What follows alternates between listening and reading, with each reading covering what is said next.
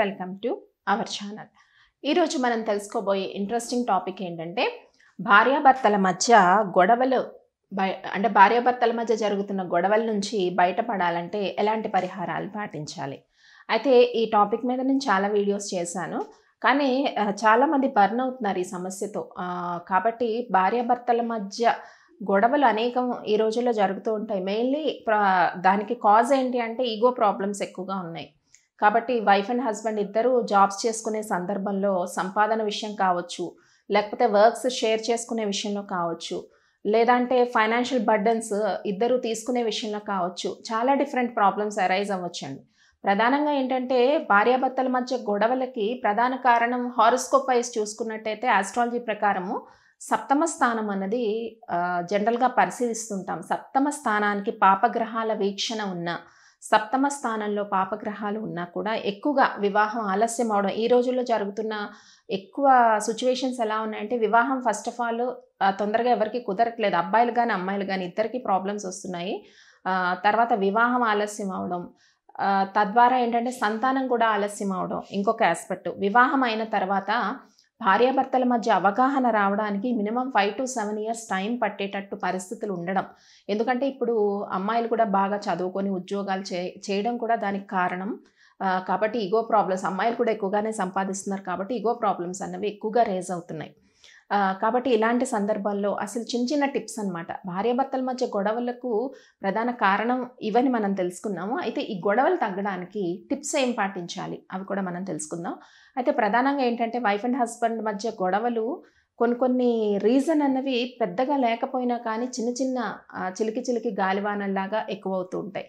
తర్వాత middle persons అంటే మధ్యవర్తులు ఎక్కువగా ఎంటర్ అవ్వడం వల్ల, పేరెంట్సే కావచ్చు, లేకపోతే అంటే పేరెంట్స్ ఏదో చెడ్డ చెప్తారని కాదు, పేరెంట్సే కావచ్చు, లేకపోతే ఫ్రెండ్సే కావచ్చు, ఇంకొకరు కావచ్చు, వీళ్ళిద్దరి మధ్య ఎక్కువ మంది థర్డ్ పర్సన్స్ ఎంట్రన్స్ వల్ల కూడా ఇలాంటివి ఇద్దరికి మిస్అండర్స్టాండింగ్స్ కానీ ఒక ఈగోని అలాగే కంటిన్యూ చేయడంలో కానీ ప్రాబ్లమ్స్ ఎక్కువగా వస్తుంటాయి. ప్రధానంగా వైఫ్ అండ్ హస్బెండ్ గొడవలకి ఎక్కువగా బెస్ట్ టిప్ ఏంటంటే అమ్మాయిలందరూ కూడా పాటించవలసిన టిప్ ఇది. ఎక్కువగా గౌరీ ఆరాధన ఎక్కువగా చేయాలండి. అంటే ఇప్పుడున్న కల్చర్లో జాబ్స్ చేస్తున్నారు అమ్మాయిలు, ఎక్కువ టైం ఉండట్లేదు. వాళ్ళకు కూడా చాలా వరకు జాబ్ బర్డన్స్, తర్వాత హౌస్ బర్డన్స్ చాలా ఎక్కువ ఉంటున్నాయి. పూజలు ఇలాంటివి చేయాలి అంటే కూడా చాలామందికి సమయం దొరకట్లేదు. కానీ నేను సింపుల్ టిప్సే మీ అందరికీ కూడా చెప్తాను. భార్యాభర్తల మధ్య గొడవలకి ప్రధానంగా అమ్మాయిలు చేయాల్సిన రెమెడీస్లో ఎక్కువగా మంగళవారం కానీ సోమవారం అయితే శివపార్వతులు ఇద్దరినీ పూజిస్తే చాలా మంచిది. కానీ ప్రధానంగా ఆడవాళ్ళు ఎక్కువగా ఆచరించవలసింది గౌరీ ఆరాధన. ఎప్పుడైతే మనం ఎక్కువగా చేస్తామో భార్యాభర్తల మధ్య గొడవలు చాలా వరకు సద్దుమణుగుతాయండి. ఎందుకంటే గౌరీ ఆరాధన అంటే దీంట్లో గౌరీ నోములు ఉంటాయి, సింపుల్గా చేసుకునేవి అనమాట. ప్రతి మంగళవారం కూడా ఉదయాన్నే చిన్న పసుపు ముద్ద పెట్టి గౌరీగా భావించి గౌరీ అష్టోత్తరాన్ని చేయడం, లేదంటే అర్ధనాదీశ్వర మంత్రాన్ని చదువుకోవడం మంగళవారం సోమవారం 2 రోజులు కూడా. అంటే భార్యాభర్తల మధ్య గొడవలు ఎక్కువగా వస్తున్న వాళ్ళకి టిప్స్ పాటించవచ్చు, ముఖ్యంగా అమ్మాయిలు. ఈ రకమైన గౌరీ ఆరాధన ఎప్పుడైతే చేస్తామో చిన్న చిన్న గొడవలు చాలా వరకు తగ్గుముఖం పట్టే అవకాశం ఉంటుంది. ఇక అబ్బాయిలకి అంటే అమ్మాయిలకే కాదు సమస్య, అబ్బాయిలకు కూడా ఎక్కువగానే ఈ సమస్యలు ఉన్నాయి.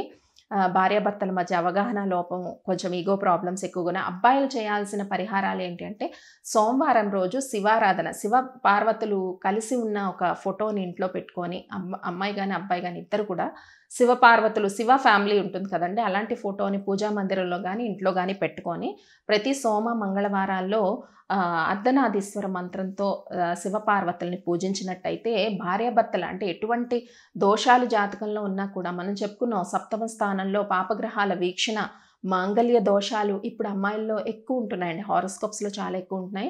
దీనివల్ల ఏమవుతుందంటే మ్యారేజ్ అయిన 5-7 years వరకు కూడా వాళ్ళు అడ్జస్ట్ అవ్వడానికి చాలా టైం పడుతుంది. ఒకరినొకరు అర్థం చేసుకొని ఒక ఫామ్లో అడ్జస్ట్ అవ్వడానికి 5 to 7 years పడుతుంది.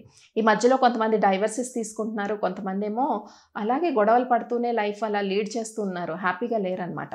సో ఈ టిప్స్ పాటించండి. ముఖ్యంగా శివ ఫ్యామిలీ అంతా శివ పార్వతి కలిసి ఉన్న శివ ఫ్యామిలీ ఫోటోని ఇంట్లో పెట్టుకోవడం ఒకటి. మంగళవారాల్లో ఆడవాళ్ళైతే ప్రత్యేకించి గౌరీ ఆరాధన మంగళవారం చేయాలి.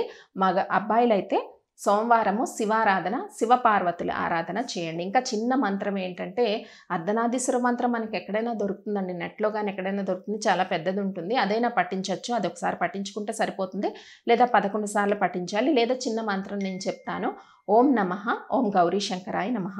ఈ మంత్రాన్ని ప్రతి ఒక్కరు కూడా, చిన్న 1 లైన్ మంత్రం ఇది, ప్రతి సోమ మంగళవారాల్లో ఈ మంత్రం నిత్యం మీరు పఠిస్తూ ఉంటే. అలాగే ఇంకొక మంత్రం కూడా ఉంటుంది. చాలా వరకు గౌరీ మంత్రాలు కూడా చాలామంది పఠిస్తూ ఉంటారు. కామేశబద్ధ మాంగళ్య సూత్ర శోభిత కందర, ఈ మంత్రాన్ని కూడా పఠించుకోవచ్చు అమ్మాయిలందరూ కూడా. లేదా ఓం నమః ఓం గౌరీ శంకరాయ నమః, ఈ మంత్రాన్ని కూడా మీరు పఠించుకున్నట్టయితే భార్యాభర్తల మధ్య వచ్చే వివాదాలు, గొడవలు చాలా వరకు సద్దుమణుగుతాయండి.